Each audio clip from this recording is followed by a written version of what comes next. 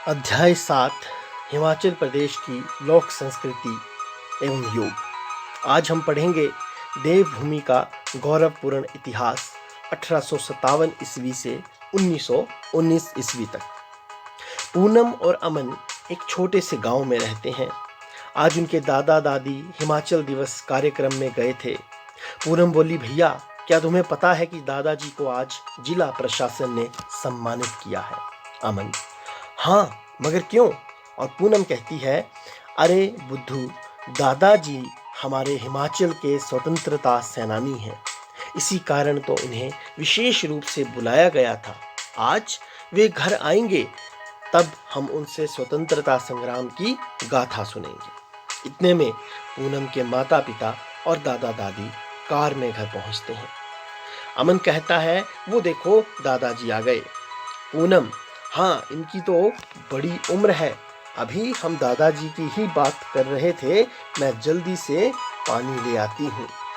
अमन ने माता पिता और दादा दादी के पैर छुए और पूनम ने सबको प्रणाम करके पानी पिलाया। इतने में पूनम की माँ रसोई से चाय बनाने जो है वहाँ जाती है और पिताजी को मिठाई देती है। दादाजी, आप आज आपको सम्मानित किया गया है, हम सब बहुत खुश हैं।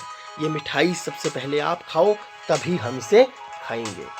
इसके बाद पूनम ने दादाजी को मिठाई खिलाई। इतने में माँ भी चाय लेकर आ गई और सब ने चायपान करते हुए बातचीत प्रारंभ कर दी। अमन कहता है, दादाजी, मैंने आज स्कूल में पढ़ा कि सन 1857 में पहला स्वतंत्रता संग्राम हुआ। क्या हमारे हिमाचल में भी ऐसा कुछ हुआ था? दादाजी कहते हैं, हाँ बेटा, जैसे ही अत्याचारी अंग्रेजों के विरुद्ध बैरकपुर छावनी में विद्रोह हुआ, हमारे हिमाचल में भी क्रांति शुरू हो गई। उस वक्त हिमाचल अलग राज्य नहीं था। बच्चों, ये बात आपके लिए समझना बहुत ज़रूरी है कि हिमाचल का गठन, जैसा कि आपने पिछले कक्षा में पढ़ा भी होगा, कि 15 अप्रैल 1948 में हुआ था, 30 अलग पहाड़ी रियासतों को मिलाकर। यानी उससे पहले वो पंजाब का भाग था। यहाँ भारतीय राजाओं का शासन था। मगर सन 1857 में से पहले भी हमारी देवभूमि में क्रांतिकारी वीर हुए होंगे दादाजी? पूनम पूछती है।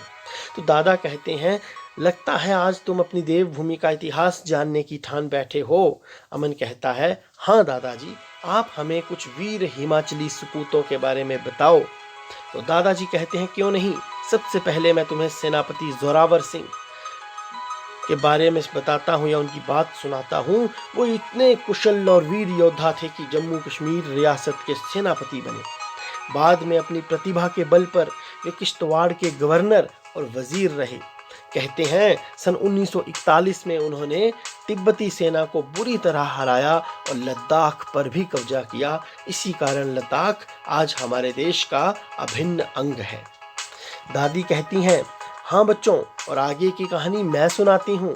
1948 में कांगड़ा में अंग्रेज़ों की खिलाफत शुरू हुई। उस समय नूरपुर के किले की रक्षा कर रहे थे वहाँ के निवासी राम सिंह पठानिया जी। किले की रक्षा करते हुए उन्होंने अंग्रेज़ों को बुरी तरह हराया, मगर इससे 1 साल बाद हुए युद्ध में वह स्वयं भी हार गए और अंग्रेज़ों ने उन्हें कैद कर सिंगापुर जेल में भेज दिया।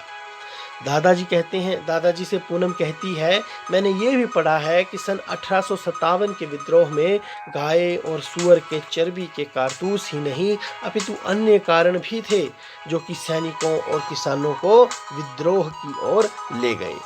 तो इस पर दादाजी बताते हैं, हाँ बेटी, मंगल पांडे ने अपने सार्जेंट मेजर की गोली मारकर हत्या कर दी और सैनिकों को धर्म रक्षा के लिए प्रेरित किया। उसे तो अंग्रेज़ों ने फांसी पर लटका दिया, मगर विद्रोह निरंतर भड़कता ही गया और हिमाचल में भी इसका असर हुआ। कसोली, जो कि सोलन में है, वहाँ हमारे 6 सैनिकों ने अंग्रेज़ों की पुलिस चौकी फूंक डाली। जतोग, डगशाई, सपाटू के देशी सैनिकों ने जबरदस्त विद्रोह किया। अमन कहता है, क्या हमारे देशी राजाओं ने भी अंग्रेज़ों के विरुद्ध इस विद्रोह में योगदान दिया? तो दादी कहती हैं, मैं बताती हूँ बेटा। बुशहर के राजा शमशेर सिंह कुल्लू सिराज के युवराज प्रताप चंद सहित कई अन्य देशी राजा विद्रोह में सम्मिलित हुए। सन 1821 में जन्मे युवराज प्रताप सिंह के पिता का नाम किशन सिंह था। प्रताप सिंह ने जहां दूसरे आंग्ल सिख युद्ध में सरदार के रूप में अंग्रेजों से युद्ध किया था, वहीं कुल्लू में अंग्रेजों के खिलाफ किलाबंदी कर युद्ध किया था। अंग्रेजों की तोप से किला ध्वस्त हुआ, मगर प्रताप सिंह वहां से भाग निकले। परंतु कंडी, जो कि बजौरा के समीप है, वह उसके पास मेजर हेयर ने उनको गिरफ्तार कर लिया।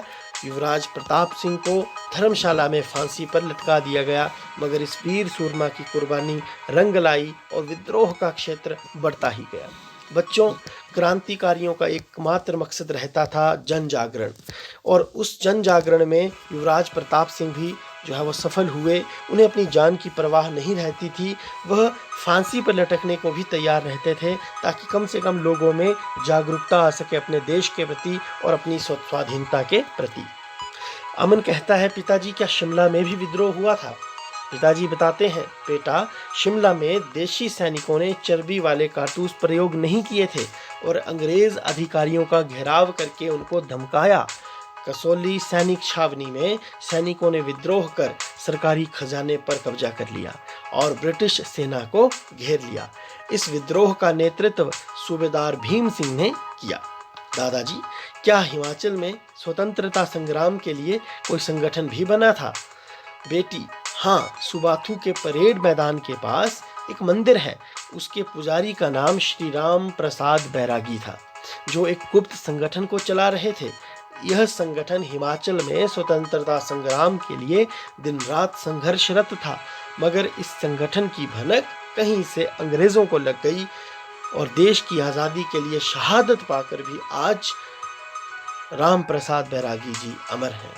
इतने में माँ ने सबको खाने पर बुला लिया और सब खाना खाने लगे। पूनम अब भी दादाजी से जिद करने लगी कि वह इसके बाद की हिमाचल की गाथा सुनना चाहती है, लेकिन दादाजी ने कहा कि अब आगे की गाथा खाना खाने के बाद।